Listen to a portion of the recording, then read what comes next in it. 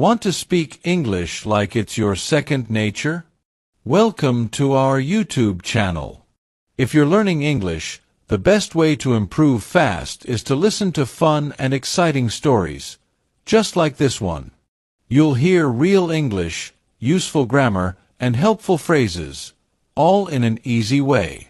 Before we start, don't forget to subscribe to our channel, like this video.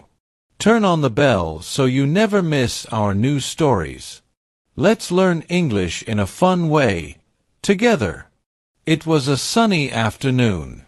The city was loud, fast, and full of people. A young man, maybe 25 years old, stood on the sidewalk, staring at a big glass window. Behind the glass, people sat at tables, eating colorful dishes. He looked hungry. Very hungry. He checked his phone. He had saved a list of cool restaurants to try. This place was on top.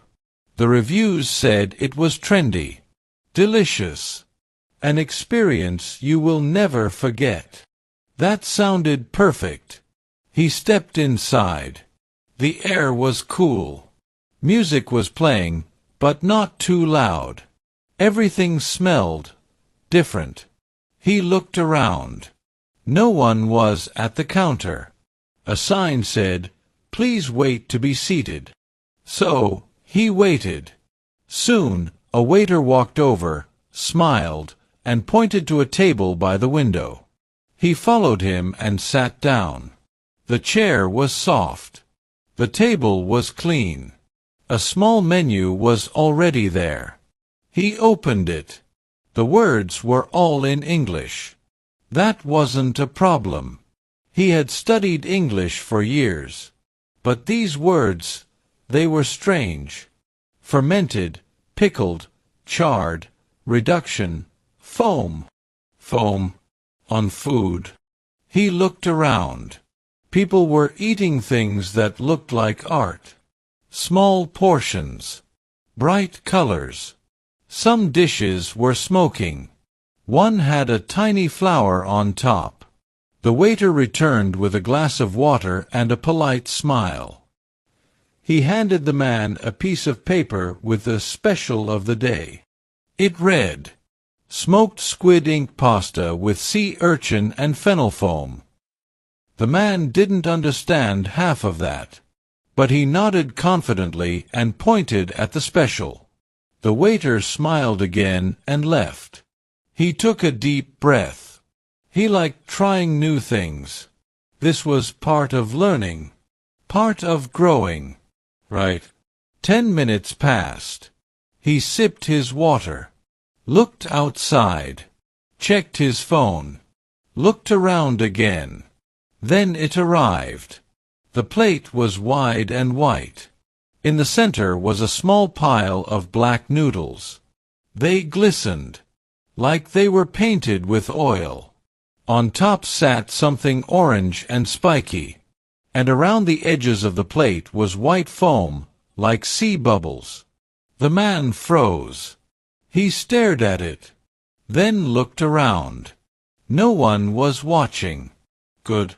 He picked up his fork and poked the noodles. They moved a little. Too soft. He lifted a small bite to his mouth. The smell hit him first. Salty. Fishy. Like the ocean on a hot day. He hesitated, then ate it. It was strange. Not bad. Just not what he expected. He took another bite. Then he tried the orange thing. Big mistake.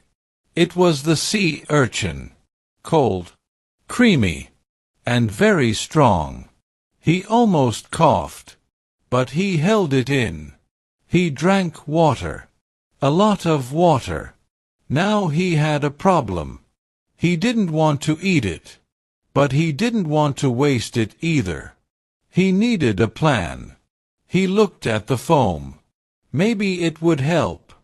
He dipped a fork into it and tasted. No help. It tasted like fennel. Like licorice. Why was this food so weird? He tried to mix the noodles. Hide the urchin. Spread it out. Then the waiter came back, smiling.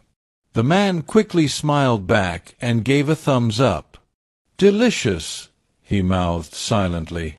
The waiter gave a little bow and left. The man sighed. This was going to take a while.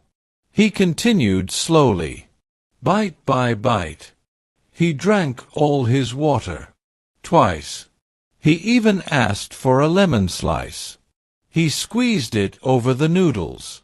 It didn't help. He thought about asking for something else. But how could he explain that he ordered something and didn't know how to eat it? It felt embarrassing. He watched the people around him. Everyone looked so confident, like they had eaten sea urchin since birth. They used their forks and knives like dancers. No fear. No confusion. He felt like a tourist in the world of food. Then something strange happened. A man at the next table ordered the same thing. The same black noodles. The same orange spike. But he did something different. He picked up a spoon and mixed everything together. The foam, the noodles, the urchin, all into one bite. Then he ate it, and smiled. The young man stared. That was the secret. He grabbed his spoon. He copied the move. Mixed it all. Took a big bite. Still strange, but better. It made sense now. The flavors were made to be together. It wasn't three foods. It was one idea. He kept eating. The plate got emptier. His face relaxed. His body too. Finally, the last bite. He finished it. Sat back. Took a deep breath. Victory. The waiter returned and took the plate. He nodded and smiled again. The man stood up, paid at the counter, and walked outside. The sun was still shining. The cars still rushed. But something inside him had changed. He had faced the unknown. And won. Do you know how much English you learned in this story? You may think you were just enjoying a fun story. But here's what actually happened. You learned real-life vocabulary. Words like wait to be seated, special of the day, paid at the counter, looked around, took a deep breath, and felt embarrassed are all natural English phrases that real people use every day. You heard advanced but useful structures. He had studied English for years. Past perfect. He didn't want to eat it. But he didn't want to waste it either. Parallel structure. It wasn't three foods. It was one idea. Contrast and metaphor. You learned how to tell a story without needing direct speech.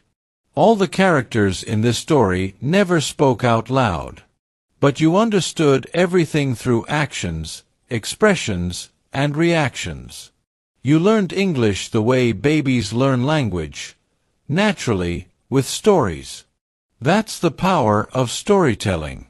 If you enjoyed this story, support our channel by liking this video, subscribing for more fun English stories, turning on the bell so you never miss new lessons. Leave a comment below and tell us. Have you ever ordered something you didn't understand at a restaurant? What happened? Your story might help others feel more confident too. Join our Telegram group to find English-speaking partners and practice real conversations. The link is in the pinned comment below this video. Don't miss it. Let's learn English together, step by step, story by story. Remember, every day, we upload new educational videos and stories to keep your learning journey fun and engaging. Don't forget to like, subscribe, hit the notification bell, and join us on this adventure toward mastering English. See you tomorrow.